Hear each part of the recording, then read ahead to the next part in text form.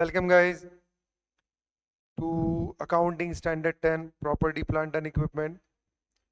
This is the second lecture for this. Yes or no? चलो we'll start. Initial cost हो गया था मेरे हिसाब से अभी, हाँ ना? ट्रीटमेंट ऑफ सब्सिक्वेंट कॉस्ट कोई दिक्कत नहीं. गवर्नमेंट ग्रांट वगैरह ऊपर का सब हुआ था. PPE by held by lease हुआ था ना. Treatment of subsequent cost. Subsequent cost मतलब exactly when we start production और आफ्टर इंस्टॉलेशन, आफ्टर कमेंसिंग, जो भी अपन खर्चा करें उसको अपन क्या बोलेंगे? Subsequent cost. यस और no? Meaning cost of day to day servicing. Cost of day to day servicing क्या बेटा? Are primarily the cost of labor and consumable and may include cost of small part. This expenditure often described as repair and maintenance. Yes or no? Natural. ये क्या तेरा profitability बढ़ा रहा है क्या? Sales बढ़ा रहा है क्या? कॉस्ट कम कर रहा है क्या? ये रनिंग के लिए जरूरी है. इसको क्या बोलेंगे अपन? Repair and maintenance. Accounting treatment does not recognise. हाँ, कैरिंग अमाउंट नहीं करता. वो क्या करता है? Cost recognise in the statement of P and L. Replacement of part of PP अभी एक इंपॉर्टेंट है. Parts of some PP may require to replace at regular interval. Example: a furnace may be required to relining after a specified number of hours of use. Aircraft interior such as seats, galleys may require replacement several times during the life of the airframe. Major part of conveyor systems such as conveyor belt, wardrobes, etc. may require replacement several times during the life of the conveyor system.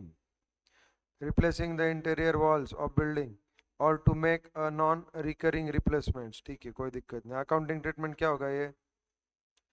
Now, the enterprise recognize the carrying amount of an item of PP, the cost of replacing part such item when the cost incurred if the recognition criteria are met. Recognition criteria आपको मालूम ही है. Future economic benefits. Yes or no? Note the carrying amount of those parts are that are replaced is derecognized in accordance with the derecognition provisions of this standard. Now regular major inspection, accounting treatment. Subsequent expenditure में आपको क्या दिया है? Tree diagram दिया है. क्या दिया वहाँ पे? Regular day to day maintenance. क्या बोलते हैं अपन? Expenses to P and L. Expenses which increase life हो गया क्या? Or efficiency of the asset beyond the originally assess life or efficiency. Capitalize होगा, है ना? Then major replacement, major inspection, major overall. Capitalize as under WD of asset plus cost of new plant less WD of new plant. This will be revised WDV. समझा क्या? तुम बोलोगे ये कहाँ पे है सर? ये ऊपर के पैराग्राफ में जो अपन ने नहीं पढ़ते. In certain cases a condition of continuing to operate an item of property, plant and equipment. For example, an aircraft may be performing regular major inspection for faults regardless of whether parts of the items are replaced. When each such major inspection is performed, the cost is recognized in the carrying amount of the item of PP as a replacement if recognition criteria are satisfied. Any remaining carrying amount of the cost of the previous inspection as distinct from physical part is derecognized. मतलब जो old की WDV less करेंगे, new की जो WDV वो add करेंगे. कोई दिक्कत? और न्यू की कॉस्ट ऐड करेंगे. वो वही दिया है देखो. WDV plus cost of new plant less WDV of old plant. कोई तकलीफ? Revise WDV. Now the WDV of the old plant part inspection in case of major replacement inspection can be determined through the following sources in order to preferences: breakup from supplier's invoice, fair value of the part or inspection at a time of purchase. If it is not practicable for enterprise to determine the carrying amount of the replaced part inspection, it may use the cost of the replacement or the estimated cost of a future similar inspection as an indication of what the cost of the replaced part existing inspection component was when the item was acquired or constructed. The WD of old part is computed after deducting the applicable depreciation. कोई दिक्कत नहीं, देखते नीचे. Illustration end. What happens if the cost of the previous part inspection was not identified in the transaction in which the item was acquired or constructed? क्या समझा?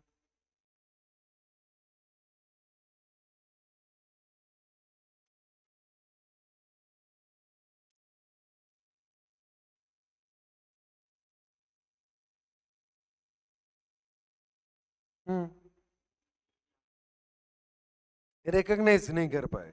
Yes और no? पक्का? Identified a transaction in which the item was acquired or constructed. Now, derecognition of the carrying amount occurs regardless of whether the cost of the previous part was identified in the transaction in which the item was acquired or constructed. Derecognize करेंगे उसको, मतलब मेरे को नहीं मालूम, बोलो.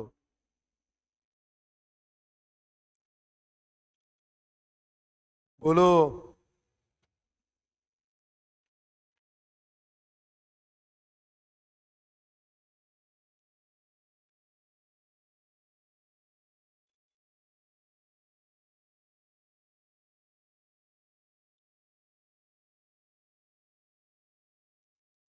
ऊपर के पेज पे आओ, मतलब पीछे वाले.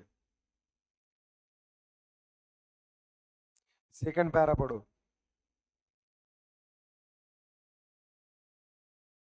Any remaining carrying amount of the cost of the previous inspection as distinct from the physical part is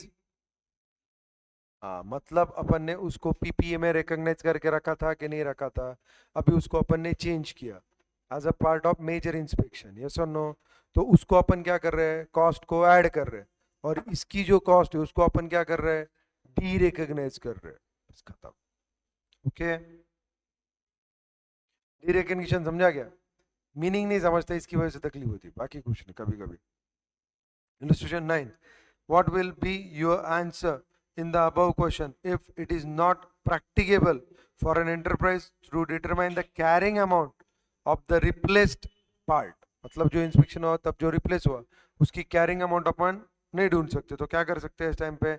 it may use the cost of the replacement or the estimated cost of future similar inspection as an indication of what cost of the replaced part or existing inspection component was when the time was acquired or constructed. यहाँ पे ऊपर दिया है भाई.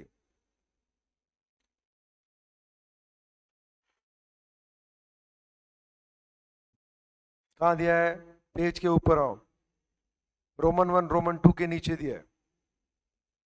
If it is not practicable for an enterprise to determine the carrying amount of the replaced part, inspection छोड़ दो, replaced part ध्यान में रखो. Okay, it may use the cost of replacement or the estimated cost of future similar inspection, मतलब replacement, as an indication of what the cost of the replaced part component was when the item was acquired or constructed. जब अपन ने acquire किया होगा या construct किया होगा, वो हिसाब से फ्यूचर इंडिकेशन के हिसाब से अपन उसकी क्या करेंगे, कॉस्ट कंसिडर करेंगे. खत्म. Now measurement after recognition. An enterprise should choose entire either cost model or revaluation model as its accounting policy and should apply that policy to entire class of PPE.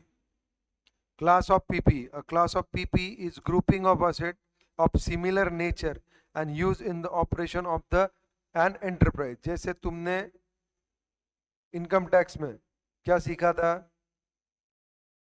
Plant and machinery का group, building का group सीखा था कि नहीं सीखा था? वही चीज है. हम क्लासिफाई कैसे करते बेटा? Grouping of asset of a similar nature and block of asset. Okay, पहले क्या दिया बेटा? Separate class land, land and building, machinery, ships, aircraft, motor vehicles, furniture fixtures, head office equipments and bearer plants, क्योंकि bearer plant भी recognize होता है, क्योंकि अब तक एग्रीकल्चर का एएस नहीं आया, तो एएस 10 के हिसाब से that will be also recognised as PPE. Cost model, revaluation model. After recognition as an asset, the item of PPE should be carried at cost, any accumulated depreciation minus, yes, minus any accumulated impairment losses. जो भी cost है वो उसमें से क्या minus करेगा तू? Accumulated depreciation और any accumulated impairment losses. कोई दिक्कत?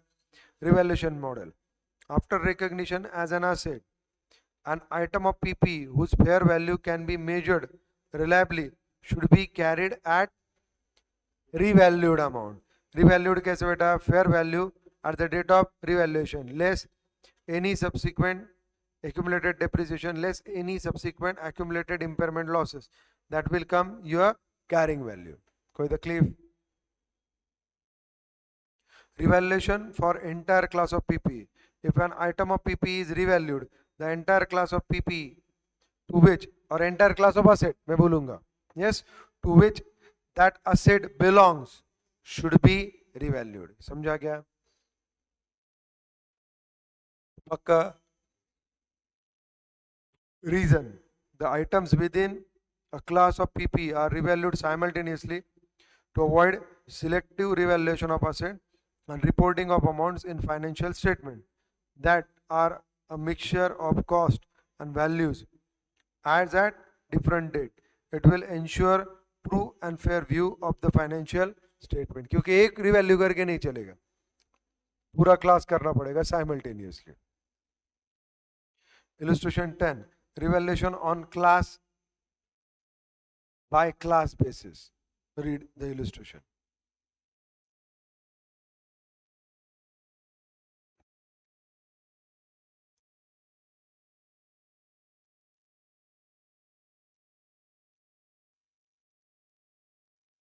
Number of industrial building है, such as factories and warehouses and office building in several capital cities. The industrial building are located in industrial zone, whereas office building are in central business district of city. Entity A's management want to apply the revaluation model as per AS10 to subsequent measurement of the office building, but continue to apply the historical cost model to the industrial building. State whether this is applicable, acceptable under AS10 revised or not with reason. Please tell me.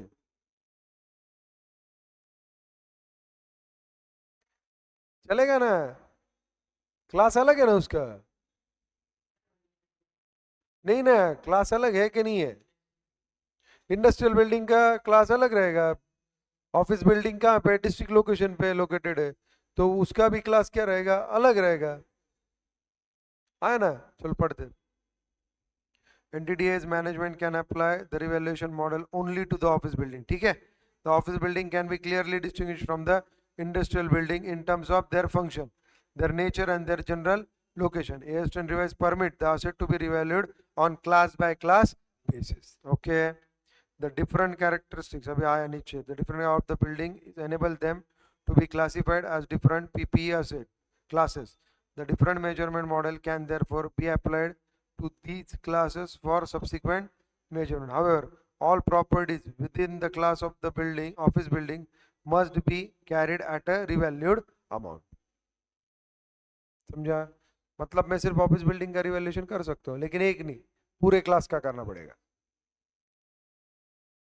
Industrial will not be a part of class of PP, क्योंकि office building का PP class अलग रहेगा.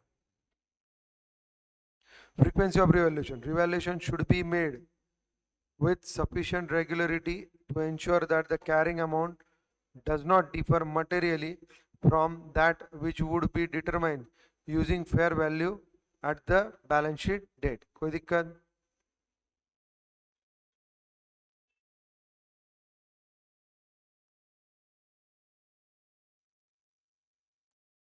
frequency of revaluation depends upon the changes in the fair values of the items of PPE being revalued. Frequency of revaluation, sufficient regularity. Items of PPE experienced significant and volatile changes in the fair value. इसका annual revaluation करेंगे. Items of PPE which only with only insignificant changes in fair value. Revalue the item only every 3 or 5 years. कोई दिक्कत? जिसमें volatile है, changes ज्यादा होते हैं, उसको अपन ईयरली रिवैल्यू करेंगे. और जो वोलाटाइल नहीं है, जिसका वैल्यूएशन ज्यादा चेंज नहीं होता, उसको अपन 3 से 5 साल में एक बार रिवैल्यू करेंगे. ठीक है? क्यों? Book value true and fair view नहीं दिखा रहा है,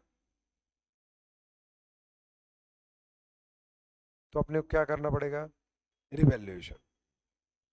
determination of fair value. Fair value of items of PPE is usually determined from market-based evidence by appraisal that is normally undertaken by professionally qualified valuer. मतलब professionally qualified valuer को बुलाएंगे, वो market को base पकड़ के तुम्हारे property का क्या करके देगा? फेयर वैल्यू कैलकुलेट करके देगा.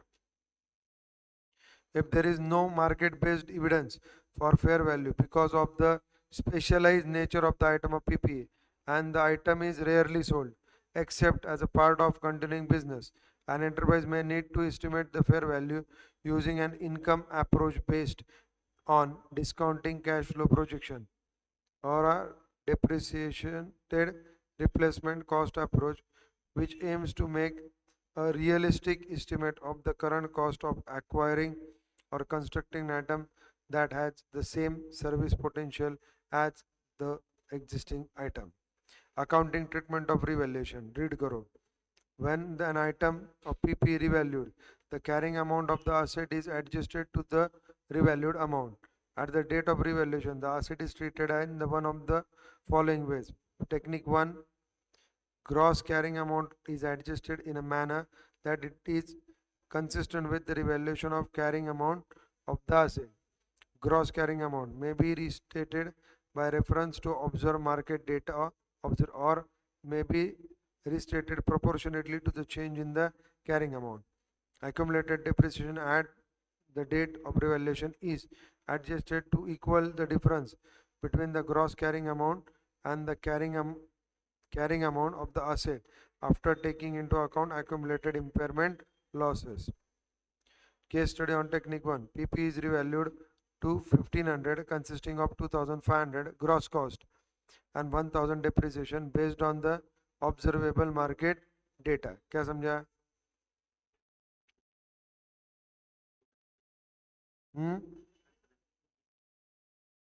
PP before revaluation. Assume cost 1000, depreciation 400, net book value कितना आया अपना 600. अभी तुम्हारा फेयर वैल्यू कितना आया? 1500. ऊपर दिया है, यस और नो?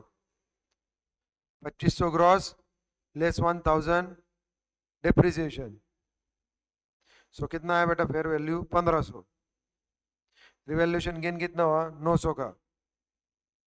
अभी gains allocated proportionately to the cost and depreciation. Gains कितना अपना? 900. उसको अपन एडजस्ट करेंगे. किस तरीके से एडजस्ट करेंगे? कुछ भी नहीं, 900 गेन अपना मैच होना चाहिए. सो तेरा डेप्रिसिएशन कैसा था? 100% असेट, 40% डेप्रिसिएशन. तो तेरी वैल्यूएशन कितनी है टोटल? 1500.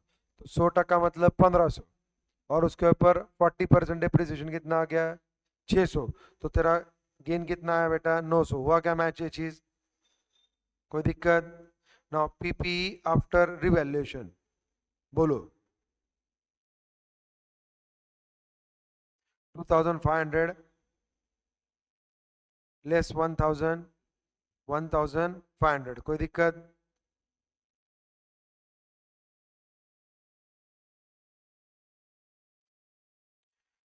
पीपी का वैल्यू कितना है फिर एंड में? अभी 1500. To accumulated depreciation 600 and gain on revaluation 900. Accounting treatment of will be discussed later. कोई दिक्कत? Second, technique 2. Accumulated depreciation is eliminated against the gross carrying amount of the asset. चलो taking the information given in the above example. क्या है बेटा, 1400 600, कोई दिक्कत? अरे आया ना। पीपी आफ्टर रिवैल्यूएशन कितना है? 1500। नेट बुक वैल्यू कितनी होगी? 1500। रिवैल्यूएशन गेन कितना हो गया डार्लिंग? 500। 1000 से कितना बड़ा हो? 500। आया ना। सो एक्युमुलेटेड डिप्रिसिएशन कितना है? 400।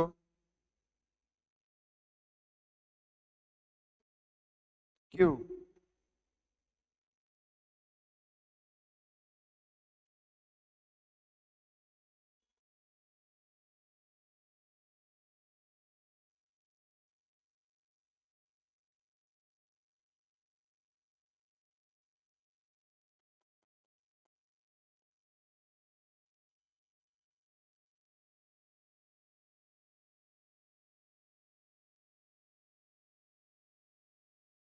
क्या समझा बताइए?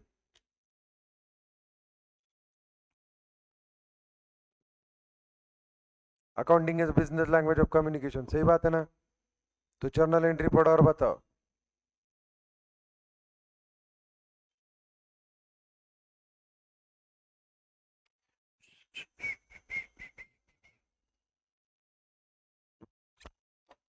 अरे डार्लिंग, अरे डार्लिंग सुनो। मेरा पीपी का क्लोजिंग वैल्यूएशन कितना आया? 1500। मेरा ओल्ड पीपी का क्लोजिंग वैल्यूएशन कितना था? क्लोजिंग। हम्म। तो डिफरेंस कितना है डार्लिंग? 900 का, 900 का। सही बात है। तो 900 का डिफरेंस है किसमें? After adjusting depreciation. तो मेरा बढ़ कितने से रहा है एसेट? 900 से। लेकिन अल्टीमेटली मेरा गेन कितना हो रहा है? 1000 का कितना हुआ? 1500। सो 500 गेन किधर दूंगा मैं? ओपनिंग में। और 400 किधर दूंगा? डेप्रिसिएशन। देखो, accumulated depreciation 400 to PP 400। PP का जल 400 से वैल्यूएशन क्या हुआ? कम। अगर मैं 400 से वैल्यूएशन कम कर रहा हूं तो मेरे को बढ़ाना कितना पड़ेगा? 900। ताकि एंड में मेरे पीपीए में कितना बैलेंस बचा रहे? 500। पहला 1000 और ये 500। डेप्रिसिएशन तो वही पड़ हो गया। देखो, PP debit 900 to gain on revaluation 900 आया क्या?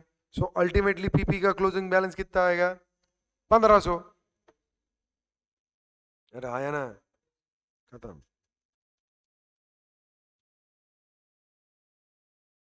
रिवैल्यूएशन इंक्रीज और डिक्रीज, ये सबसे ज्यादा इंपॉर्टेंट है।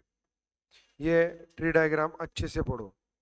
उसके बाद ट्रीटमेंट ऑफ रिवैल्यूएशन सरप्लस भी दिया अपने को, केस 1 केस 2, डेप्रिसिएशन एग्जाम्पल जो भी है, ये सबसे इंपॉर्टेंट है। पढ़ो।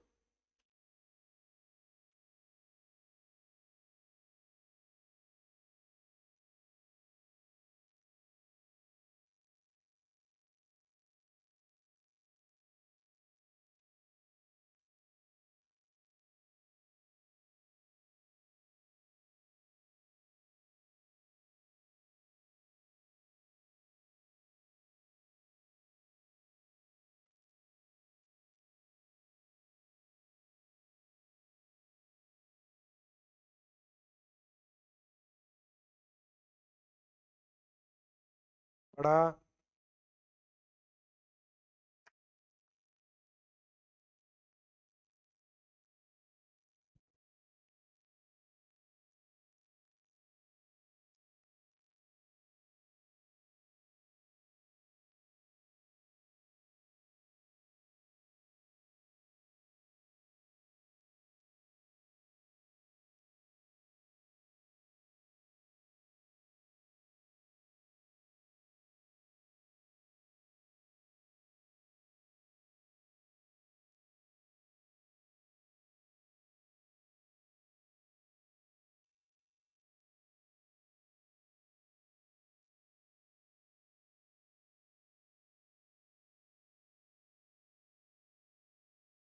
बोलो, समझा क्या?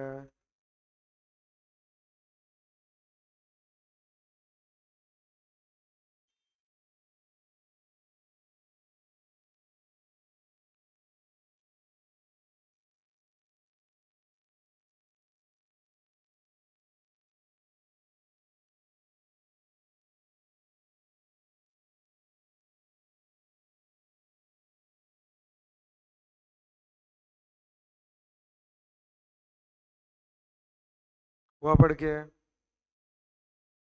बोलो।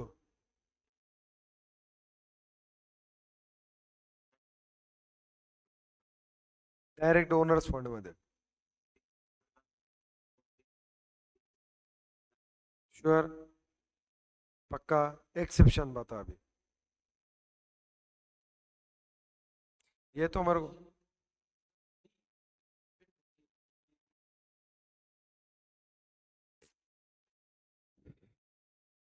when it is subsequently increased but initially decreased।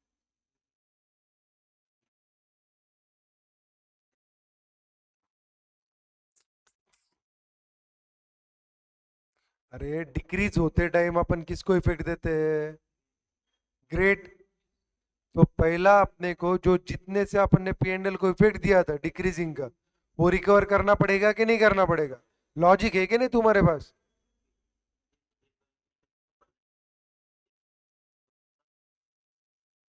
100 रुपए का, वो जो तूने पीएनएल को डेबिट किया था। हाँ। हाँ। समझा? पक्का? चल पढ़। Recognise in the statement of profit and loss to the extent that it reverse a revaluation decrease of the same asset previously। हो गया क्या? 150 से तेरा आज एसेट बढ़ा, प्रीवियस ईयर में तूने 100 से डिक्रीज किया था। अब 100 से डिक्रीज किया तो कहाँ डालेगा तू? पी एंड एल में। सही बात है कि नहीं? तो पहले तेरे को अभी वो 100 रुपए पी एंड एल में रिकवरी दिखाना पड़ेगा। हाँ या ना? इन the statement of profit and loss, और बाकी का बचा हुआ तो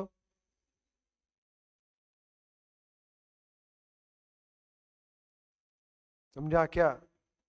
पक्का? यहाँ पे भी एक्सेप्शन देख, when it is subsequently decrease but initially क्या हुआ था बेटा? Increase.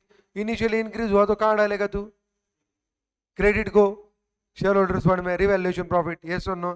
So decrease should be debited directly to the owner's interest, okay, under the heading revaluation surplus to the extent of any credit balance existing in the revaluation surplus in respect of that asset। मतलब increase होने के बाद तूने कहाँ डाला था? Revaluation surplus को। अभी वो क्या हो गया? डिक्रीज हो गया। तो तेरे को पहला इंपैक्ट कहाँ देना पड़ेगा? रिवैल्यूएशन सरप्लस को। और फिर कुछ बचा?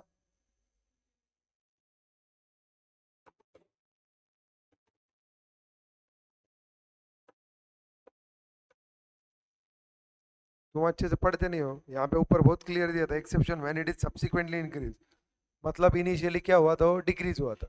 और सेकंड में क्या दिया? डिक्रीज में भी सब्सिक्वेंटली डिक्रीज, बट इनिशियली क्या हुआ था? Treatment of revaluation surplus. Please पढ़ो।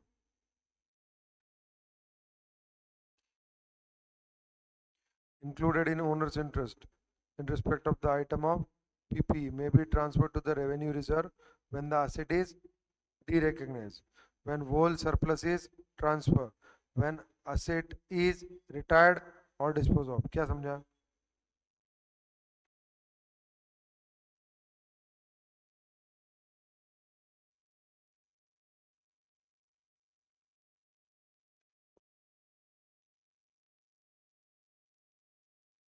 इतना स्लो पढ़ते हो तुम कि मेरे को लगता है मैं सो जाऊँ 10 मिनट।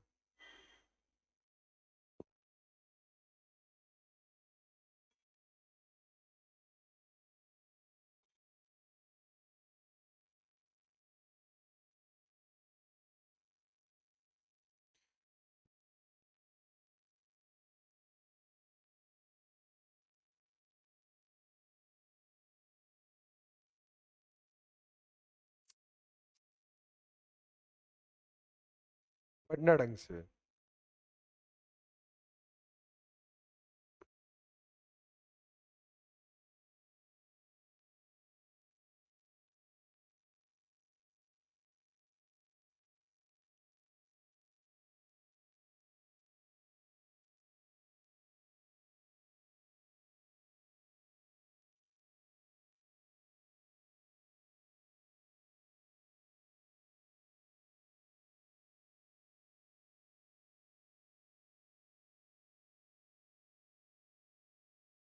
हुआ क्या?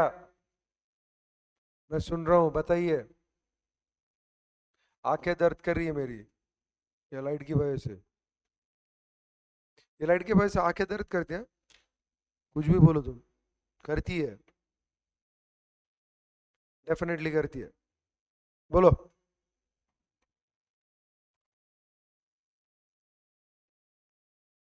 अरे बहुत इंपॉर्टेंट चीज, तू तू समझ नहीं रहा मेरे भाई।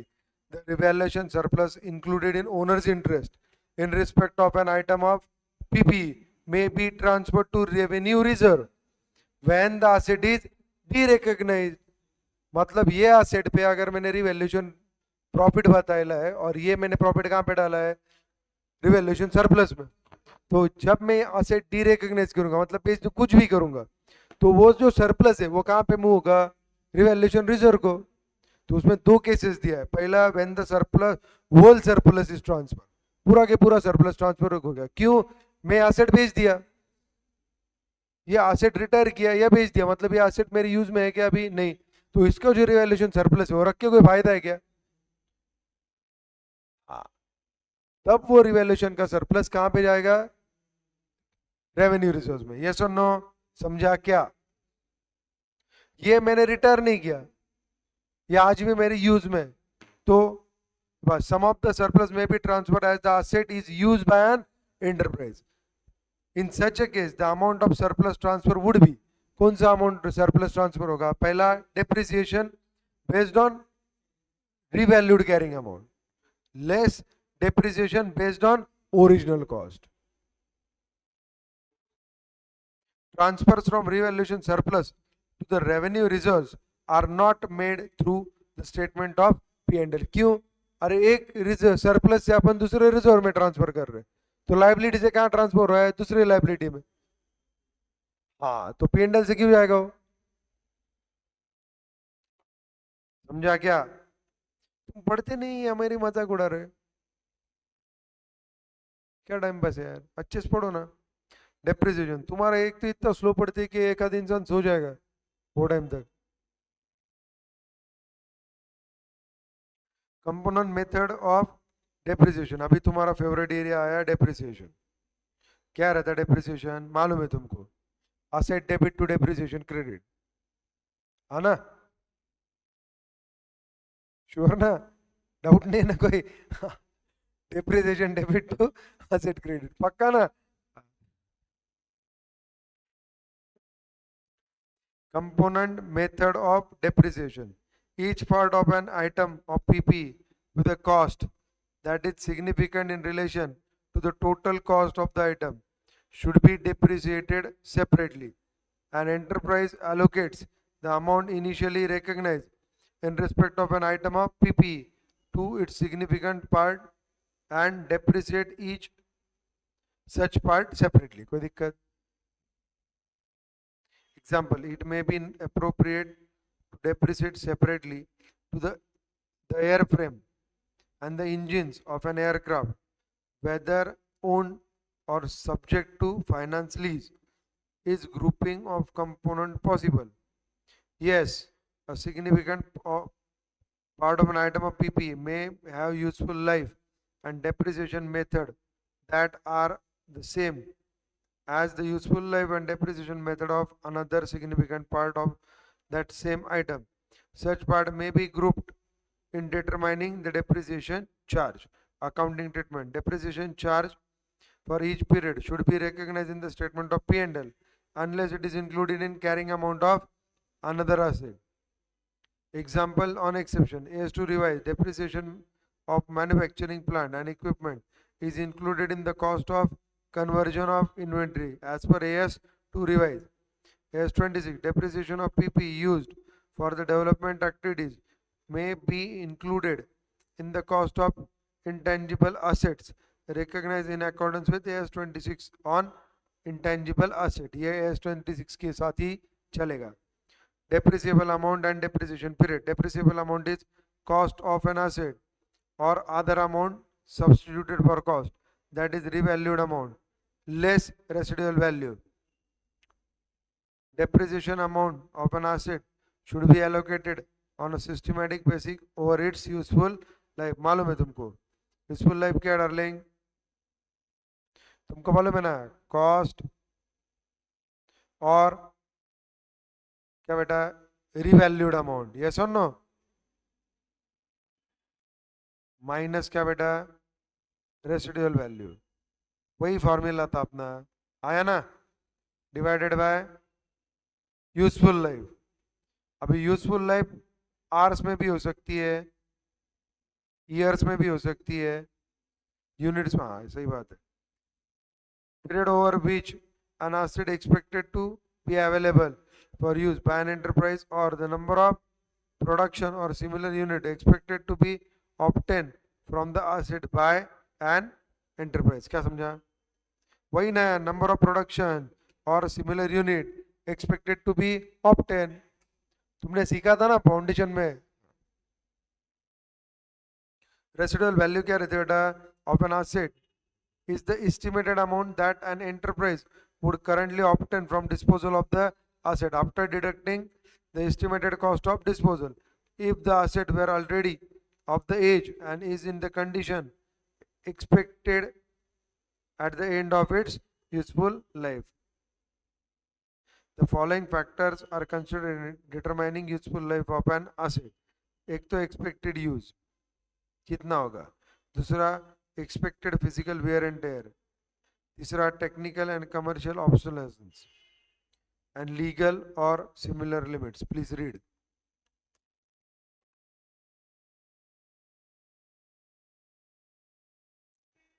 Please read.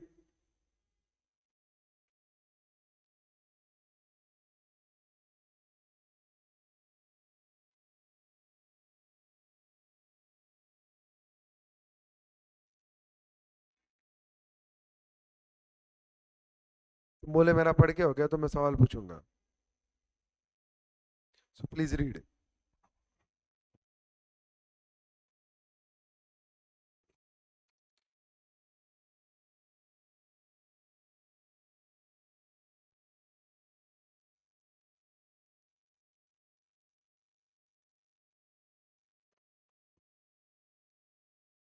आंखें दर्द कर रही है यार थोड़ी थोड़ी,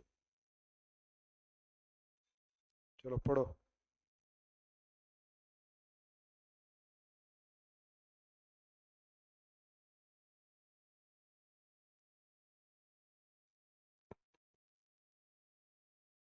हुआ पढ़ के,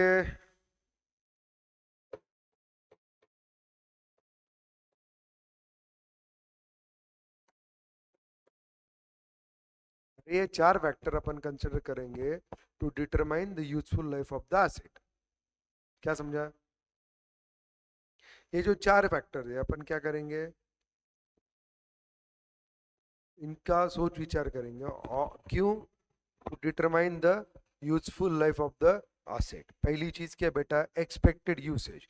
एक्सपेक्टेड यूसेज क्या है, usage is assessed by reference to the expected capacity or physical output of an asset। दिक्कत नहीं, it's okay. expected physical wear and tear, expected physical wear and tear, रहने दो रहने दो रहने दो, कोई दिक्कत नहीं। अच्छा क्या थोड़ा पीछे लिया, बहुत ज्यादा तकलीफ हो रही थी, लेकिन अभी क्लैरिटी है क्या, श्योर ना, ठीक है। Expected physical wear and tear मतलब which depends on operational factors such as the number of shifts for which the asset is to be used and the repair and maintenance program and the care and maintenance of the asset while idle। idle मतलब without any use। Third, technical और commercial obsolescence मतलब technological advancement हो गया और तुम्हारा asset क्या हो गया, आउटडेटेड हो गया। सीधा सीधा क्या बोलते हैं अपन, आउटडेटेड, पुराना हो गया। भाई उससे मेरे को आउटपुट आ रहा है लेकिन उससे कॉस्टिंग मैच नहीं हो रही, बाकी की चीजें, ये सर नो, हाँ। और फोर्थ क्या बेटा, लीगल और similar limits on use of the asset such as expiry dates of related lease. ये लीज है, समझो गाड़ी है, गाड़ी को भी यही चीज है ना, 10 साल यूज करो, 15 साल यूज करो। इलस्ट्रेशन 11 लो, नॉर्मल चीज है। देखो तुमको लैंग्वेज फैमिलियर नहीं लग रही, लेकिन ये तुमने अकाउंटिंग ट्रीटमेंट्स की है. Illustration 11. Entity A has a policy of not providing for depreciation on PPE capitalized in the year until the following year. ठीक है, क्या बोला? Entity A has a policy not provide depreciation on PPE capitalized in the year until the following year. ठीक है, but provides for a full year depreciation in the year of disposal of asset. Is it acceptable? Please tell me.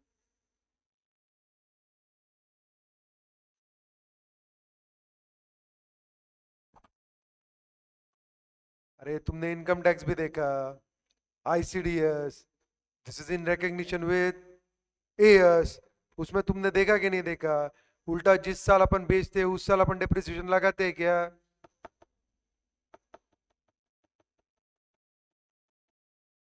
Sure sure बोल, हाँ, confidently बोल, लगाते हैं क्या? लेकिन जिस साल खरीदते उस साल लगाते कि नहीं लगाते? बिफोर 180 डेज, आफ्टर 180 डेज, है कि नहीं? तो क्लॉज, और वो क्या है? इसके इन अकॉर्डेंस है कि नहीं है? तो ये जवाब तुम उस एंगल से भी सोच सकते थे. खुली चीज है, देखो पढ़ो. The depreciable amount of tangible fixed asset should be allocated on a systematic basis over its useful life. अपन ने depreciation की concept पढ़ा था. Amortization of the cost of asset throughout its useful life. The depreciation method should reflect the pattern in which the asset future economic benefit are expected to be consumed by the entity. Useful life means the period over which the asset is expected to be available for use by the entity. Depreciation should commence as soon as the asset is acquired and is available for use, मतलब put to use. Thus, policy of A is not acceptable.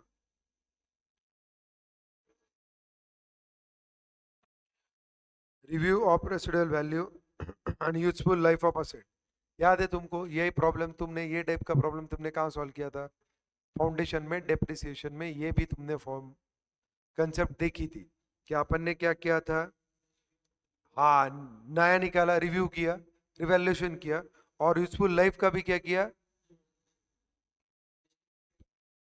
हाँ, estimated life एक तो कम होगी या ज्यादा होगी, अपन ने देखा था, और उस हिसाब से अपन ने उसका डेप्रिसिएशन क्या किया था? चेंज किया था. हाँ या ना? पढ़ो. Residual value and useful life of an asset should be reviewed at least at each financial year end. Okay, and if expectation differ from the previous estimates, the changes should be accounted for as a change in the accounting estimates in accordance with AS5, that is net profit or loss for the period prior period items and changes in accounting policies. Example, as per accounting policy of NS Limited, engage in shipping business, residual value of the steel containers is 5%. Based on the external factors, steel prices have increased in a recent past, and based on the recent data, company has observed that realized scrap value is approximately 10% of the cost of, मतलब तुमने क्या दिया है? 5%. क्या निकला है? 10%. Now, the company does not anticipate any material movement in the steel prices in the foreseeable future. In the above case, based on the yearly review of residual value of steel container, the company should revise the residual value to 10%. The above change shall be treated as change in accounting estimate as per AS5 and should be applied prospectively. समझा क्या? समझा क्या? क्या समझा? कुछ नहीं. अगर 5 से 10% आया तो अपने को क्या दिखाना पड़ेगा? 10% को दिखाना पड़ेगा. हाँ या ना? अपने को रिवाइज करना पड़ेगा बुक्स में, और उसको AS5 के प्रोविजंस भी क्या होंगे बेटा? एप्लीकेबल होंगे. AS12, change in estimate of useful life, ये वैल्यू में चेंज था, अभी यूजफुल लाइफ में चेंज है. इस तरीके का प्रॉब्लम तो तुमने खुला सॉल्व किया. Entity A purchased an asset on 1st January 2021 for 1 lakh and the asset has estimated useful life of 10 years. Residual value क्या है? nil, मतलब 10,000 rupees. मतलब क्या, 10,000 आया ना, डेप्रिसिएशन उतने आएगा ना, SLM. On 1st January 2025, the director reviewed that the estimated life and decided that the asset will probably be used for further 4 years. देखो 21 में लिया था, जनवरी 25 को उन्होंने क्या किया, रिवैल्यू किया, मतलब जनवरी 22, जनवरी 23, 24, 25, 4 साल हो गया उसको, 4 साल हो गया. अभी क्या हुआ, और 4 साल बचे, मतलब अभी 8 साल की एस्टिमेटेड लाइफ होगी. तो 40,000 का डिप्रिसिएशन में बचा कितना, value 60, 60 divided by 4, so 15,000 depreciation आएगा. देखो ये तो सॉल्व करके बैठे थे फाउंडेशन में, आया ना. Depreciation is recognized even if the fair value of the asset exceeds its carrying amount. Repair and maintenance of the asset do not negate the need to depreciate it. ठीक है, कोई दिक्कत नहीं. Commencement of period of charging depreciation. बेटा put to use मालूम है आपको, नहीं मालूम, मालूम है ना. Depreciation of an asset begins when it is available for use. That is when it is in the location and condition necessary for it to be capable of operating in the manner intended by the management. Illustration 13. Entity B constructs a machine for its own use. Construction is completed on the 1st November 2021, but the company does not begin using the machine until the 1st March 2022 commenced. Beta, machine is ready for the use कब है, नवंबर 2021, आया ना. तो तुमने उसको use नहीं किया, आया ना. पढ़ो. The entity should begin charging depreciation from the date of machine is ready to use, sorry, ready for use, that is 1st November 2021. The fact that the machine was not used for a period after it was ready to be used is not relevant in considering when to begin charging depreciation. पहले ही बोल दिया था. Cessation of depreciation. Depreciation ceases to be charged when the asset's residual value exceeds its carrying amount. मतलब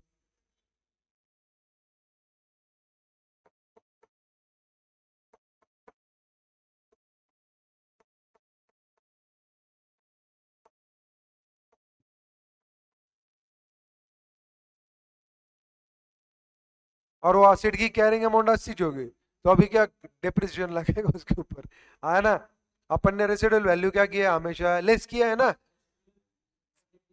अरे darling 10 lakh की machinery है, बेचने के बाद मेरे को लाख मिलने वाले हैं, मतलब मेरे रेसिडुअल वैल्यू क्या है, 1 लाख. अभी मेरी कैरिंग अमाउंट ही होगी 90 या 1 लाख, तो भाई मैं रेसिडुअल वैल्यू को टच किया ना.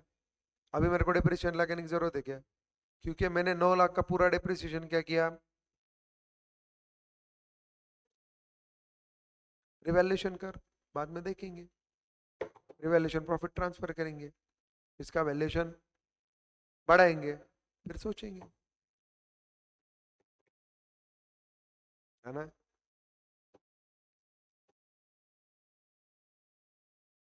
एक चीज का जवाब दो मेरे को, एक चीज का. अभी तुमने बहुत सारे कंसेप्ट सीखे, रिवैल्यूएशन की भी कंसेप्ट सीखा, सीखा ना. मेरा 1 करोड़ का असेट था, डिप्रिसिएशन लगाने के बाद आज वो 10 लाख तक है, उसका रेसिडुअल वैल्यू भी 10 लाख है. अब मैं डिप्रिसिएशन लगाऊंगा क्या, नहीं. मैंने रिवैल्यूएशन किया, 50 लाख रुपीज उसकी प्राइस निकली, मैंने 40 लाख रुपए क्या किया, रिजर्व बुक किया, रिवैल्यूएशन रिजर्व, आया ना. तो अभी जो 50 लाख का वैल्यू हो गया एसेट का, इसके ऊपर मैं डिप्रिसिएशन लगाऊंगा क्या,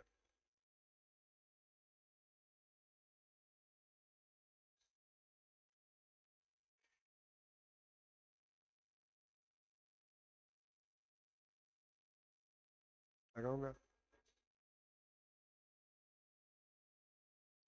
अकाउंट के हिसाब से समझो, लगा लिया तेरे हिसाब से, चल.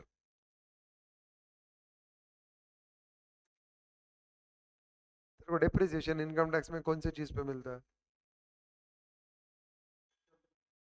On cost. ये तूने फेयर वैल्यू निकाला है मानता रिवैल्यूएशन में, और इसके ऊपर तू अगर डिप्रिसिएशन लगा रहा है, पीएनएल में जा रहा है, whether that will be permitted? अभी तो तू बोला लगा सकते हैं।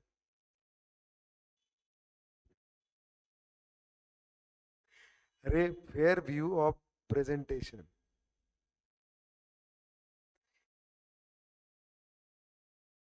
क्या पढ़ा यार तुमने? रिवैल्यूएशन पढ़ा कि नहीं पढ़ा? बाद में वापस रिवैल्यू किया और उसका वैल्यूएशन कम हो गया तो क्या करेंगे? अपन ने 40 लाख रुपए डाल दिए रिवैल्यूएशन किसमें? सरप्लस।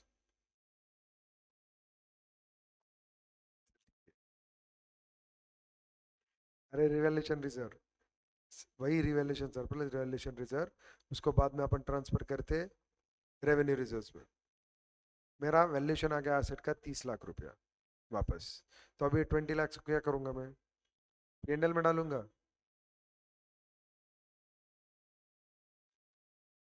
अरे हरामी, अरे मानता ना मैं, तुमको मैंने ट्री डायग्राम बताया था, यहाँ यहाँ यहाँ यहाँ। If revaluation is initially increase then decrease, तो केले हो जाएगा कहां पे? वो रिजर्व को जाएगा, वो रिवैल्यूएशन रिजर्व से क्या होगा? उड़ जाएगा। और रेवेन्यू रिजर्व को साले वो एसेट बेचूंगा तब जाएगा कुछ भी। हाँ हाँ, बता ना, बता बता। वही जाएगा पीएनएल को।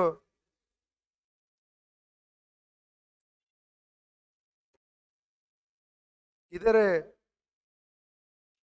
रेवेन्यू रिजर्व को कब जाएगा? अगर वो एसेट मैंने यूज करना बंद कर दिया, बेच दिया, रिटायर किया, और उसका रिवैल्यूएशन रिजर्व पड़ा है मेरे पास, तो वहां से उठ के वो ट्रांसफर होगा कहाँ पे? रेवेन्यू रिजर्व में। और उसका इम्पैक्ट पीएनएल में नहीं आएगा। क्या पढ़ा तूने फिर साले? हाँ, नींद में है क्या? गांजा मार गया है क्या? क्या चालू है?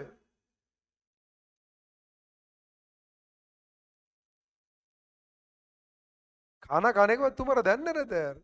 हैं? कल से भूखे बिठाऊंगा तुम लोगों को। Cessation of depreciation. Depreciation ceases to be charged when the asset's residual value exceeds its carrying amount. वापस मेरे को ये सारी कंसेप्ट बाद में बताने का, सारी के सारी।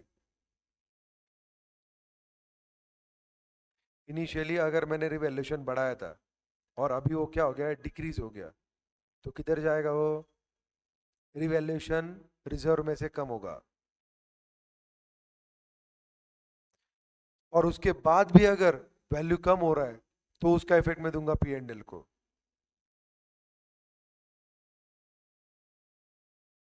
शुरुआत में अपन ने डिक्रीज किया था, अब बढ़ गया, तो डेप्रिसिएबल वैल्यू जो था, तूने देखा ना वो चार्ट में दिया था, तो उतना वैल्यू पीएनएल से गुजरेगा, और फिर बचा हुआ किधर जाएगा?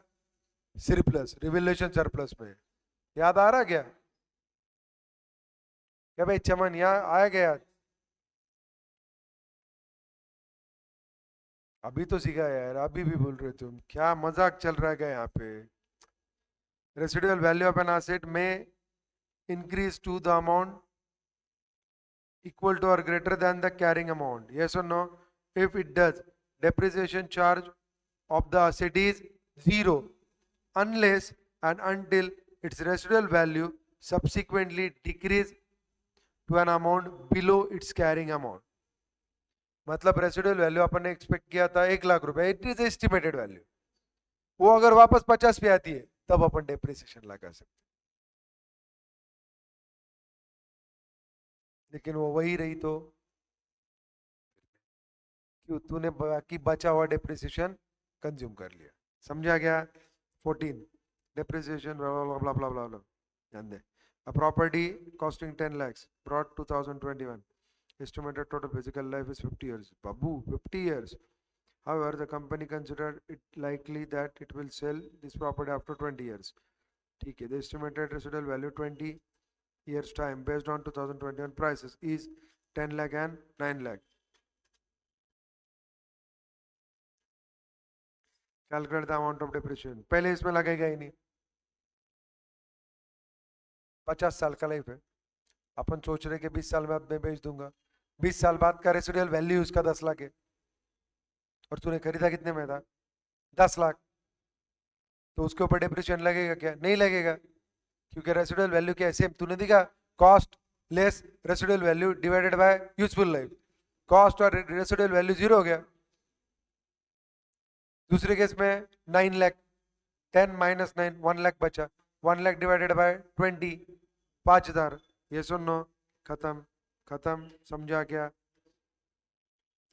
Depreciation of an asset ceases at the earlier of the date of that the asset is retired from the active use and held for disposal, and the date that the asset is derecognized. मतलब बेच दिया, बेचने के लिए रखा, disposal के लिए. yes or no? Therefore depreciation does not cease when the asset become idle or is retired from active use but not held for disposal unless the asset is fully depreciated. However, under usage method of depreciation, the depreciation charge can be zero while there is no production. Land and building. Land and building are क्या बेटा? Separable assets and are accounted for separately even when they are acquired together. Land, unlimited useful life, there is no depreciation. सही बात है ना? Exception, quarries and mines. Depreciation on land. If the land itself has a limited useful life, it is depreciated in a manner that reflects the benefit to be derived from it. वही है रे, ऊपर cost, नीचे useful life. If the cost of the land includes the cost of site dismantlement, okay, removal and restoration, the portion of the land asset is depreciated over the period of benefits obtained by incurring those cost. कोई तकलीफ? तो वो उसको अपन depreciation ले सकते हैं development और बाकी चीजों के लिए. Now building. बिल्डिंग को तो डिप्रिसिएशन लगेगा. Building having limited useful life and therefore are depreciable asset. An increase in the value of the land on which the building stand does not affect the determination of the depreciable amount of the building. Natural है, land की value बढ़ा. Building का तो वही है ना. Depreciation method, 3 methods दिए, recognise कर दी 5.53 पे. ट्री डायग्राम है, दिखा क्या बेटा? SLM, डिमिनिशिंग बैलेंस मेथड मतलब WDV, and third unit production method मतलब सिखाया था तुमको, cost divided by number of unit production capacity. जितनी है जितना इस्तेमाल करोगे उतना डेप्रिसिएशन लगेगा. Review of depreciation method, please read. The depreciation method applied to an asset to be reviewed at least at each financial year end, and if there has been significant change in the expected pattern of consumption of the future economic benefit embodied in the asset, the method should be changed to reflect the changed pattern. Such change should be accounted for as a change in the accounting estimate in accordance with AS5. Depreciation method used on revenue. The depreciation method that is used on revenue is that is generated by an activity that includes the use of asset is not appropriate because the price component of revenue may be affected by inflation, which has no bearing upon the way in which the asset is consumed. Please read and tell me. क्या समझा?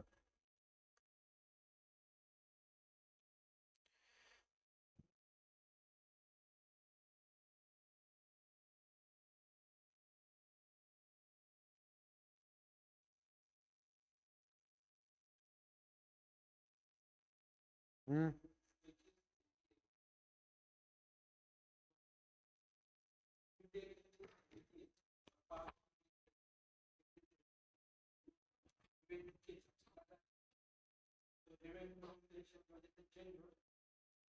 क्या बोला? क्या change हो सकता?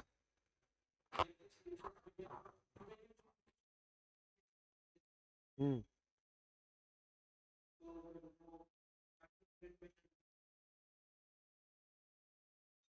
क्या बोलना है बेटा तेरा?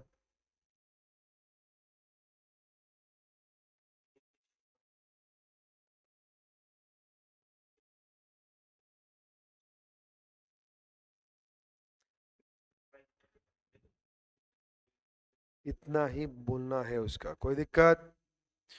Depreciation method based on revenue, वो हो सकता है क्या? पक्का? Sure?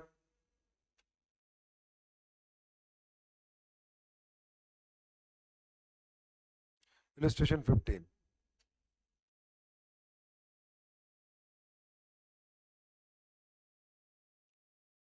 NTDP manufacturers, please read.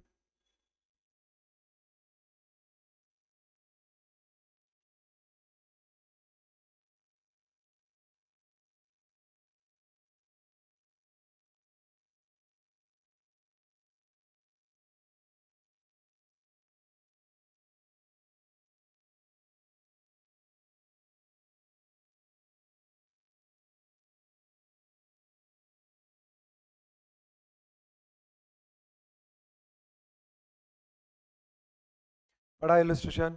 क्या समझा? NTDP manufacture industrial chemicals and use blending machines in the production process. The output of blending machine is consistent, मतलब same for from year to year, and they can be used for different products. However, maintenance cost increases from year to year, and new generation of machine with a significant improvement over existing machine is available every 5 years. Suggest depreciation method to the management. Please tell me. वो जिंदगी भर एक ही production देने वाला है consistently, कौन सी method लगाएगा? लेकिन उसकी कॉस्ट बढ़ती जाएगी मेंटेनेंस की, तो बोलो पक्का? Sure? Straight line method should be adapted because the production output is consistent from year to year. Factors such as maintenance cost or technical obsolescence should be considered in determining the blending machine's useful life. क्योंकि कब अपने को repair maintenance से ज़्यादा नया machine खरीदना पड़ेगा, ये अपने को देखना पड़ेगा, और उसी हिसाब से उसकी यूजफुल लाइफ क्या करनी होगी, डिसाइड। और वही यूजफुल लाइफ डिसाइड करने के बाद अपन एसएल से उसके ऊपर क्या लगाएंगे, डिप्रेशन। कोई दिक्कत? आगे, changes in existing, decommissioning, restoration and other liabilities. Please read.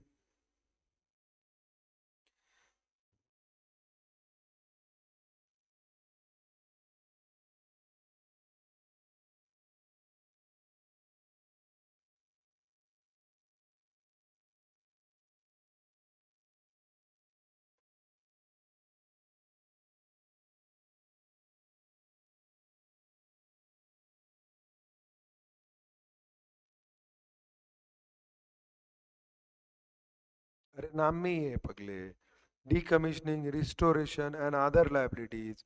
अगर वो पहले ही एग्जिस्टेंस में रहे तो अपन उसको ऐड करते कि नहीं करते एसेट की कॉस्ट में? वही बताया, the cost of PPE may undergo changes subsequent to its acquisition or construction on account of changes in liabilities. Environmental protection के हिसाब से अपने को बोला था, याद आ रहा? Then price adjustment, then changes in duties, then changes in initial estimates of amounts provided for dismantling, removing and restoration, and similar factor. The above costs are, sorry, the above are included in the cost of asset। मैं बोल रहा था the above costs are included in the cost of asset। Accounting for the above changes, accounting depends upon related asset is measured using cost model, related asset is measured using revaluation model। अभी cost model or revaluation model ये दोनों concept पढ़ो।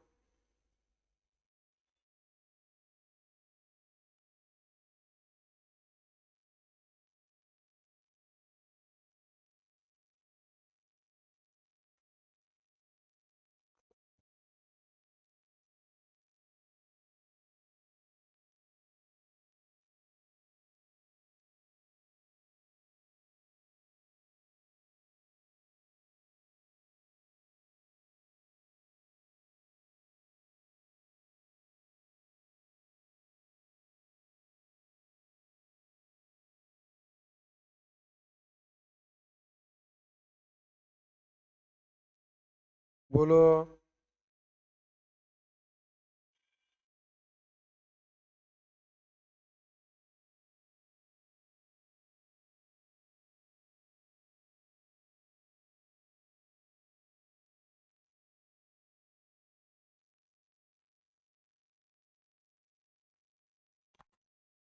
बोलो।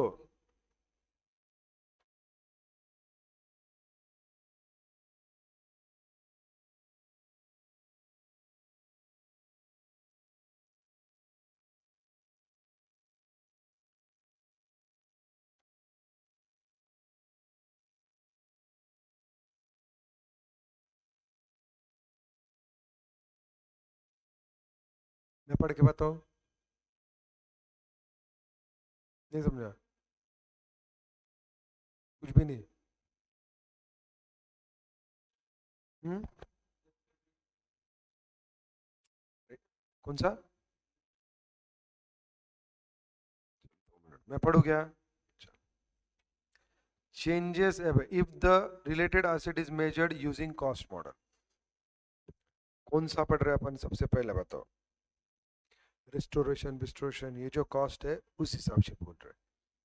Changes in the liability should be added to और deducted from, ऊपर भी जा सकता, नीचे भी जा सकता, from the cost of related asset in the current period.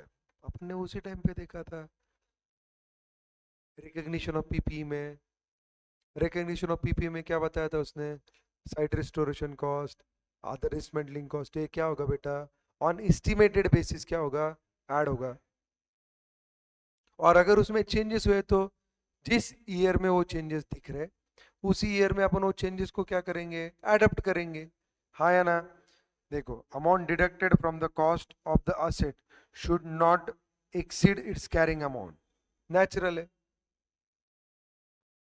If the decrease in the liability exceed the carrying amount of the asset, the excess should be recognized immediately in the statement of profit and loss. समझा क्या?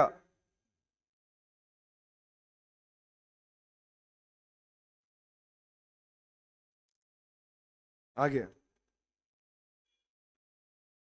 बोलता ना मैं। If the adjustment result in addition to the cost of the asset, deduction addition के बाद समझाता हूँ, नीचे एडिशन है।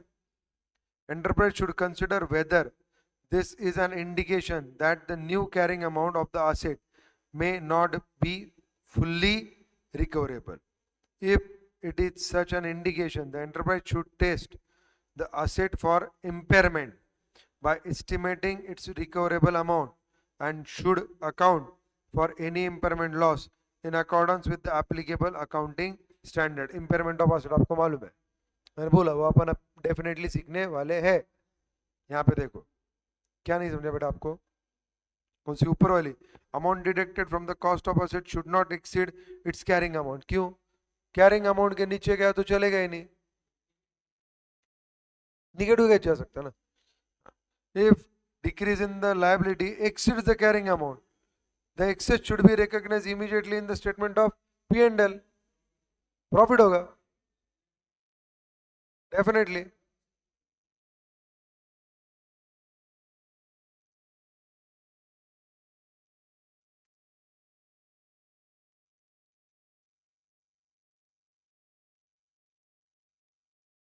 सही बात है, वही है।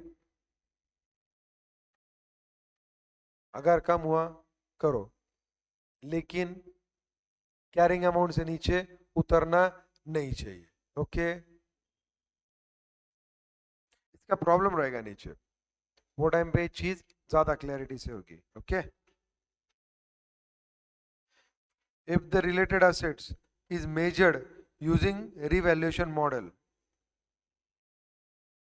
पढ़ने का। Changes in the liability later, sorry, alter the revaluation surplus or deficit previously recognized on that asset। ये तो तुम मानते हो। एक तो प्रीवियसली रिवैल्यूएशन का प्रॉफिट होगा उसके ऊपर या लॉस होगा, हाँ या ना? पक्का। Decrease in the liability credited directly to the revaluation surplus to the owners interest, याचा इसका मतलब क्या? Decrease in the liability credited directly to the revaluation surplus in the owner's interest.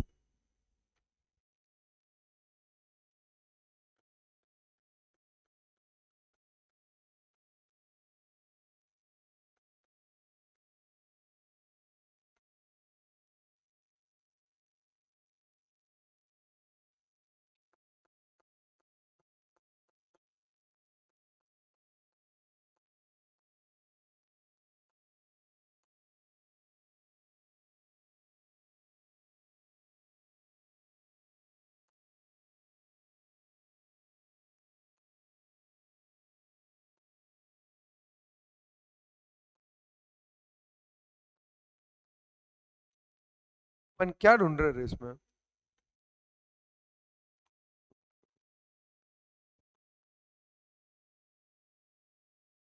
तुमको कंसेप्ट ही समझ में नहीं आया इसलिए पूछ रहा हूँ। बेटा अपन क्या कर रहे हैं यहाँ पे? सबसे पहली चीज पता ना, कौन सा एसेट कंसिडर कर रहा तू? तो पीपीई कंसिडर कर रहा।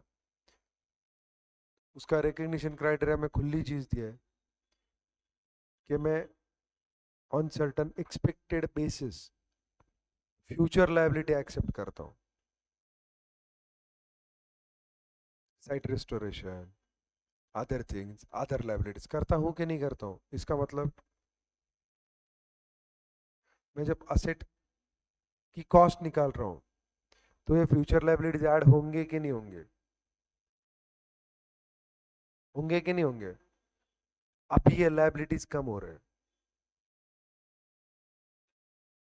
हाँ, एक साइड पे एसेट आ रहा, लेकिन उसमें मैंने पूरे पैसे इन्वॉल्व किए क्या? नहीं। फ्यूचर लायबिलिटी भी मैंने एक्सेप्ट किया था, याद आ रहा तेरे को? या टैक्सेशन का भी दिया है उसने, देख, प्राइस एडजस्टमेंट भी दिया है, चेंजेस इन ड्यूटीज भी दिया है ऊपर पिछले पेज पे। ये सारे आइटम अगर फ्यूचर लायबिलिटीज है अपनी, तो अपन उसको कहां पे ऐड कर चुके हैं? Recognition criteria PPE, cost of PPE. और आगे चल के अगर ये लायबिलिटी कम हुई,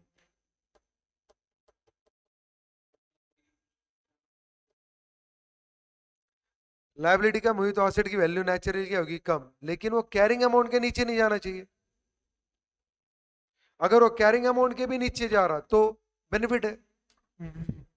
इसलिए उसने क्या बोला था तेरे को? P&L। समझा क्या? अगर रिलायबिलिटी बढ़ रही है,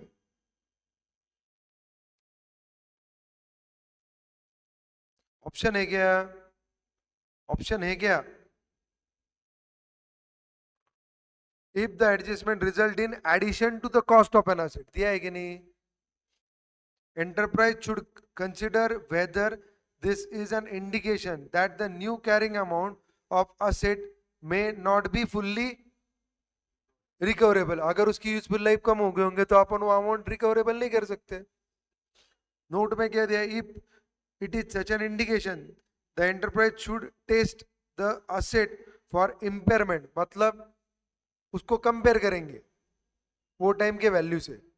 और अगर इम्पेयरमेंट लॉस रहा तो अकॉर्डेंस जो भी अकाउंटिंग स्टैंडर्ड इम्पेयरमेंट लॉसेस, उस हिसाब से उसको ट्रीटमेंट दे देंगे। क्योंकि अपन के पास वैल्यू है, अपन उसको यूटिलाइज नहीं कर सकते। पहले क्या बोला? लायबिलिटी कम हो गई, फ्यूचर की लायबिलिटी जो मैंने पहले ही एक्सेप्ट की थी, जिसका मेरा कॉस्ट में क्या है? इंक्लूजन है, वो अगर कम हो गई, कैरिंग अमाउंट से भी नीचे जा रही है, तो मुनाफा है। वो अगर बढ़ रही है, मेरी कॉस्ट ऑफ एसेट क्या है? बढ़ेगी। लेकिन मेरे को देखना पड़ेगा कि मैं उसको रिकवर कर पाऊंगा कि नहीं। आप समझा? सेकंड बी, ये हो गया तेरा cost model. If the related assets is measured using the revaluation model, changes in the liability after revaluation surplus or deficit previously recognized on that asset, वो देखना पड़ेगा कि रिवैल्यूएशन में उसके वो एसेट के ऊपर रिवैल्यूएशन सरप्लस है या डेफिसिट है। आया ना? पक्का। और पहला इफेक्ट कहाँ पे देना पड़ेगा लायबिलिटी इंक्रीज डिक्रीज का, वो रिवैल्यूएशन सरप्लस पे या डेफिसिट पे। Decrease in the liability credited directly to the surplus, देखा decrease in the liability, so liability को क्या देना पड़ेगा डेबिट, क्रेडिट किसको देना पड़ेगा अपने को, रिवैल्यूएशन सरप्लस को, in the owners interest, benefit है ना उसका। कॉस्ट को खेलने जाऊंगा ही नहीं मैं, क्योंकि मैं रिवैल्यूएशन मॉडल पे बेस्ड हूं। पहला कौन सा था, कॉस्ट मॉडल, इसलिए मेरे को वहां पे ध्यान देना था। अभी यहाँ पे क्यों ध्यान दूंगा मैं, अगर मेरी लायबिलिटी कम हो रही है नेचुरली मेरा क्या बढ़ेगा, रिजर्व बढ़ेगा, रिवैल्यूएशन सरप्लस बढ़ेगा, हाँ या ना। Exception, it should be recognized in the statement of P&L to the extent that it reverses the revaluation deficit of an asset that was previously recognized in the statement of P&L। क्या बोला था ये भी मैंने, अगर अपना revaluation model पे deficit रहा और अभी क्या बना, सरप्लस बना, क्यों, अरे मेरी फ्यूचर लायबिलिटी कम हो रही ना, फ्यूचर लायबिलिटी कम हो रही तो मेरा क्या है, इनकम है, तो मेरे को पहले डेफिसिट को टैकल करना पड़ेगा। वो कहां पे जाता है मेरा, P&L में। सो डेफिसिट इतनी वैल्यू मेरे को P&L में क्या करनी पड़ेगी, क्रेडिट करनी पड़ेगी इनकम करके, और उससे भी ज्यादा रहा तो सरप्लस में जाएगा। समझा क्या। एक तो मेरे को कुछ आता नहीं है और तुम बहुत तंग करते मेरे को, इतना डिटेल में पढ़ने को लगाते ना तुम, मेरे को लगता है कि तुमने पढ़ते से ऐसे बोला हाँ सर ये समझा, हाँ सर ये समझा, ऐसा होता नहीं है। और जनरली आफ्टरनून सेशन के लेक्चर को नहीं होता है, क्यों, I don't know.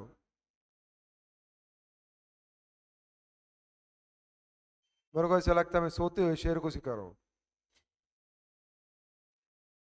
Increase in the liability should be recognise, देखो कॉस्ट बढ़ गया, इंक्रीज इन द लायबिलिटी बढ़ गया मतलब कॉस्ट बढ़ गई, रिकॉग्नाइज इन द P&L, खत्म है ना, डेफिसिट है। लेकिन अगर इनिशियली सरप्लस रहा तो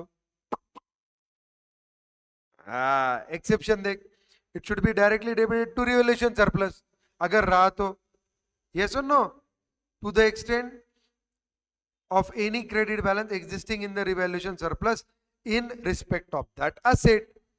अभी समझा गया। अगर लायबिलिटी कम हुई तो डार्लिंग तेरा सरप्लस है, अगर लायबिलिटी बढ़ गई तो तेरी कॉस्ट है, तो वो P&L को जाएगा। लेकिन अगर तेरे पास सरप्लस पड़ा रहा तो पहले उसको टैकल करेंगे, और फिर भी बचा कॉस्ट तो, और इसको उल्टा ऊपर वाले को, इस दो मॉडल है, एक cost model or revaluation model. मैंने तुमको दोनों मॉडल सिखाए, एक cost model or revaluation model. पक्का, ग्रेट। कॉशन ये तुम पढ़ लो,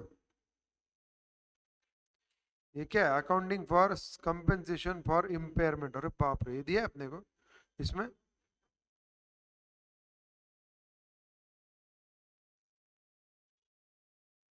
ठीक है पढ़ लेते, आई वॉज नॉट थिंकिंग, ठीक है सब इम्पेयरमेंट में ही है होगा। चलो, सिचुएशन एंड इट्स अकाउंटिंग, चार सिचुएशन दिया है। सबसे पहले impairment of items of asset PPE, recognise in accordance with AS 28, derecognition of item of PPE retired or dispose of, determine in accordance with the AS 10, देखा ना अपन ने, derecognition of item of PPE देखा ना अपन ने, अगर उसमें cost रहा तो क्या, ये क्या है। then compensation from third parties for the items of PPE that were impaired, lost or given up, it is included in the determined profit or loss when it becomes receivable, मतलब वो accrued होना चाहिए, receivable होना चाहिए, उसके बाद अपन उसका क्या करेंगे, कंसिडरेशन में लेंगे उसको, कोई दिक्कत। Cost of the items of PPE restored, purchased or constructed as replacement, देखो cost of the items of PPE restored, purchased or constructed as replacement, it is determined in accordance with AS 10 revised, जो अपन ने देखा। 16 question पढ़ो, उसके बाद D recognition, retirement, ये चीज दी है, अकाउंटिंग ट्रीटमेंट दिया है उसका, एक्सेप्शन दिए है, देन डिस्क्लोजर, फिर टॉपिक खत्म। डिस्क्लोजर के बाद कुछ नहीं रहता, तुमको तो मालूम है ना। आ जाओ।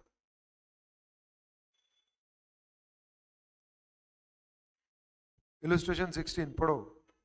Gain on replacement of insured asset. देख, entity A carried plant and machinery in its book at 2 lakhs. These were destroyed in a fire. अरे बुरा हुआ।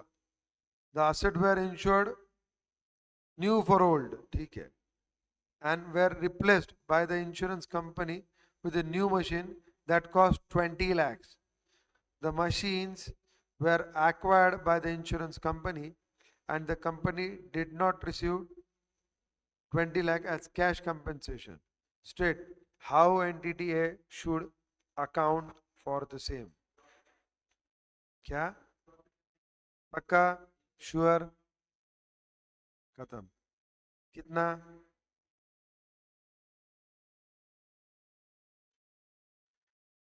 अरे कैरिंग अमाउंट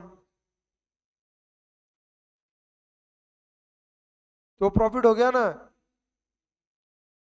वो तो प्रॉफिट ही हो गया ना, यही बोला है ना।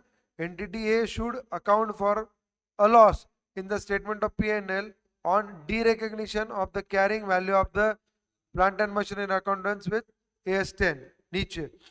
Entity A should separately recognise receivable and gain in the income statement resulting from the insurance proceed under AS29 revised once receipt is virtually certain. The receivable should be measured at a fair value of asset that will be provided by the insurer. Fair value नहीं ना, virtual receivable हो गया ना darling, receivable हो गया तो तू book करेगा, ऐसा क्या कर रहा है। रिटायरमेंट, रिटायरमेंट मतलब वो असेट का काम खत्म कर रहे हैं अपन। आइटम्स ऑफ पीपीए मतलब asset retired from the active use and held for disposal should be stated at lower of carrying amount or net realizable value. Note, any written down in this regard should be recognized immediately in the statement of P&L. मतलब अगर difference रहा तो derecognition, the carrying amount of an item of asset should be derecognized on disposal, बेच दिया, क्या किया, बेच दिया, by entering into finance lease, किसी को दे दिया फाइनेंशियल लीज करके, by donation, दान कर दिया, when no future economic benefits are expected from its use or disposal, तो उसको क्या बोलते हैं अपन, derecognition. Now accounting treatment, gain or loss from derecognition of the item of PP should be included in the statement of P&L when the item is derecognized unless S19 on lease require otherwise on sale or lease back. S19 on lease applies to disposal by sale or by lease back and lease back where gain or loss arising from derecognition of item of PP net disposable proceed बेचा तो sale value less carrying amount of the item. Note, gain should not be classified as revenue as defined in AS9 revenue recognition. The consideration receivable on disposal of the item of PPE is recognized in accordance with the principle enunciated in AS9. Loss हुआ तो recognize करेंगे immediately P&L में. Exception बहुत important, and at enterprise in the course of the ordinary activities routinely sell items of PPE that is held for rental to other should transfer such assets to inventories at their carrying amount when they ceases to be rented and become held for sale. मतलब वो तेरे assets से convert होके कहाँ पे चले गए, inventory में चले गए. Great. The proceeds of from such sale of such asset should be recognized in the revenue in accordance with AS9 revenue recognition. कोई तकलीफ कुछ नहीं. Determine the date of disposal of the item. An enterprise applies the criteria given in AS9 for recognizing revenue from the sale of good. कोई दिक्कत नहीं. Disclosure देखो, 4 प्रकार के disclosure है. पहला कौन सा है, general, additional, disclosure related to revalued asset, अगर रिवैल्यूएशन किया होगा तो। And last is voluntary disclosure, अभी फाइनल स्टेज पे है। पहला जनरल डिस्क्लोजर, क्या देंगे बेटा, मेजरमेंट बेस, तुमने को दिया है ऊपर क्या क्या देने का है। मेजरमेंट बेस मतलब कॉस्ट मॉडल है या revaluation model use for determining gross carrying amount. Then depreciation method useful life for और डेप्रिसिएशन रेट यूज्ड, देना पड़ेगा ना। Gross carrying amount and the accumulated depreciation aggregated with accumulated impairment losses at the beginning and at the end of the period.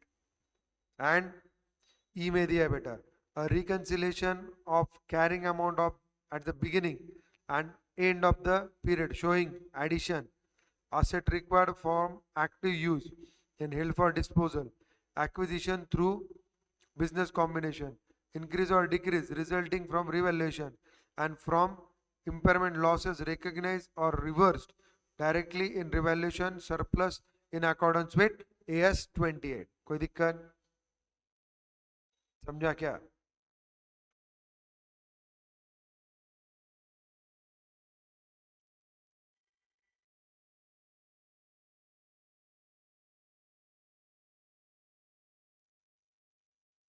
very simple line है बेटा, increase or decrease resulting from revaluation and from impairment losses, क्या बेटा, recognize and reverse directly in revaluation surplus in accordance with AS 28। अगर revaluation surplus रहा तो जो भी उसका इंक्रीज और डिक्रीज है उसका इफेक्ट कहां पे देंगे अपन, इंक्रीज रहा तो सरप्लस में जाएगा, डिक्रीज रहा तो सरप्लस से कम होगा। impairment losses recognized in the statement of P&L in accordance with 28।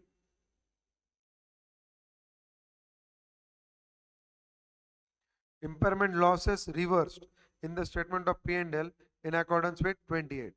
अगर ये चीजें तुम्हारे वो अकाउंटिंग पीरियड में हुई है तो तुमको वो डिस्क्लोजर में देना पड़ेगा। डेप्रिसिएशन भी देना पड़ेगा। Net exchange difference arising on the translation of financial statement of non integral foreign operations in accordance with AS 11। Then other changes, ये सारे ABCDE ये जनरल डिस्क्लोजर है। अगर ये चीज हुई होगी ऊपर के तो देने ही पड़ेंगे डी तक, ई की जो चीजें हुई है वो आपको डिस्क्लोज करना पड़ेगा। Additional disclosure, the financial statement should also disclose the existence and amounts of restriction on title property plant and equipment placed as a security for liabilities। मतलब तूने असेट पे कर्जा उठाया है, प्लेज किया है, देना पड़ेगा। the amount of expenditure recognized in the carrying amount of an item of PPE in the course of its construction। मतलब तूने कंस्ट्रक्शन के लिए अगर कोई असेट तेरा ही इस्तेमाल करना चालू किया तो उसका जो भी क्या था amount of expenditure recognise as carrying amount of an item of PPE in course of its construction। the amount of contractual commitment for the acquisition of PPE, अगर तुमने कुछ contractual commitment किए खरीदी बिक्री की वो तुमको वो भी देना पड़ेगा।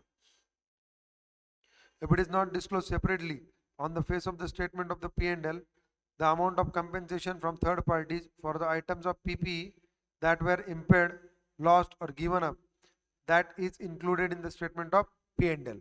मतलब इम्पेयरमेंट का कोई भी प्रॉफिट रहेगा, लॉस रहेगा थर्ड पार्टी से जो हुआ है और तुमने वो P&L में लिया है तो तुमको उसको डिस्क्लोज करना पड़ेगा। द अमाउंट ऑफ असेट्स, मतलब if it is not separately disclose तुमको डिस्क्लोज करना पड़ेगा। The amount of asset retire from active use and held for disposal.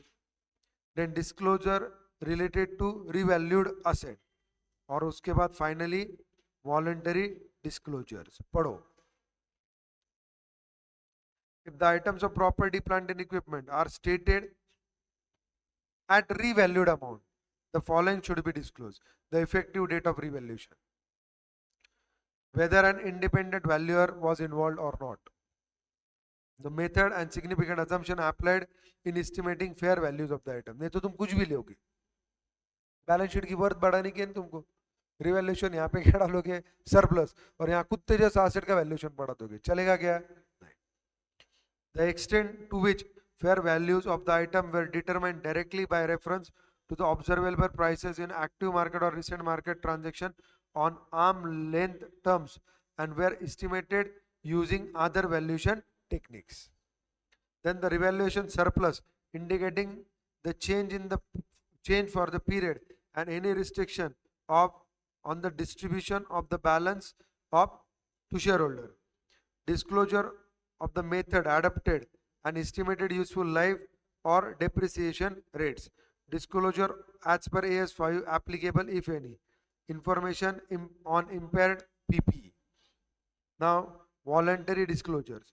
An enterprise is encouraged to disclose the following. खुद दोगे तुम ये.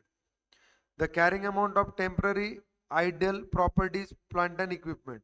Gross carrying amount of any fully depreciated PPE that is still in use. मतलब तेरी carrying amount क्या है? Fully depreciated होने के बाद residual value आएगा या जीरो आएगा. अगर residual value जीरो रहा तो तेरे को वो भी देना पड़ेगा कि अब तक वो यूज में है. For each revalued class of property, that is PPE, the carrying amount would have been recognized had the asset been carried under cost model. For the carrying amount of property, plant and equipment retired from active use and not held for disposal. Held for disposal तो दे ही रहे, not held for disposal भी देना पड़ेगा. कोई दिक्कत?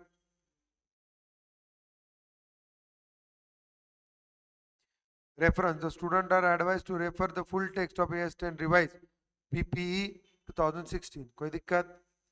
अभी नीचे test your knowledge MCQ वगैरह सब है, पढ़ लोगे ना. और क्वेश्चन सिर्फ 6 है. कोई डिफिकल्टी रही तो कल पूछो. स्कैनर क्रैकर भी खत्म करो. कर पाओगे ना? क्वेश्चन कड़क है इसमें.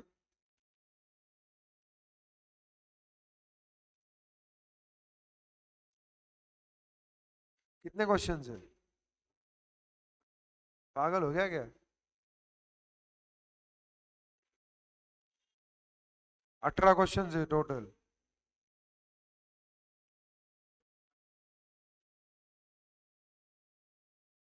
प्रैक्टिकल में भी है. थ्री क्वेश्चन है तेरे 11 तक, मतलब 7, 8, 9, 10, 11, 5. सही बात है ना? और 12 से लेकर 18 तक तेरे कौन से क्वेश्चन है? प्रैक्टिकल. मतलब 7 क्वेश्चंस. अगर नहीं आया तो कल लूंगा मैं. If you are having any difficulty in solving this practical questions, I will solve it for you. कोई तकलीफ? श्योर ना? उसके बाद अपने को अकाउंटिंग स्टैंडर्ड लेने का है, अकाउंटिंग फॉर इन्वेस्टमेंट. उसके बाद कौन सा है?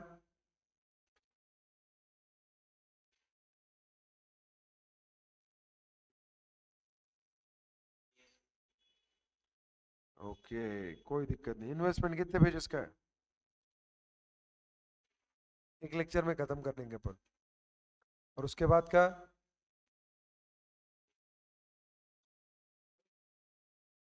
बोरोइंग कॉस्ट आसान है, लीज भी आसान है. फाइनेंशियल लीज, ऑपरेटिंग लीज, दो ही प्रकार है, वो कर लेंगे. हाँ, तो पहला इसका चैप्टर हो जाएगा 5वां. ठीक है, तो कल मैं अकाउंटिंग फॉर इन्वेस्टमेंट ले लेता हूँ. तब तक ये पढ़ के आओ. अगर कोई डिफिकल्टी रही तो मेरे को पूछो. ये जो पिछले क्वेश्चंस है इसमें अगर कोई तकलीफ रही, ask me, I will solve it for you. As well as scanner cracker जो भी आपको कंपाइल मैंने दिया है. क्या दिया आपको? एक्चुअली अपना जो तुमको क्वेश्चन बैंक दिया है उसमें सब प्रीवियस ईयर के क्वेश्चन पेपर इन्वॉल्व है. उसमें एमटीपी आरटीपी भी इन्वॉल्व है. आप वो सॉल्व करो इसके पैरेलल, क्योंकि ये AS10 बहुत ज़्यादा इम्पोर्टेंट है. AS13 भी है, उसके बाद लीज भी है.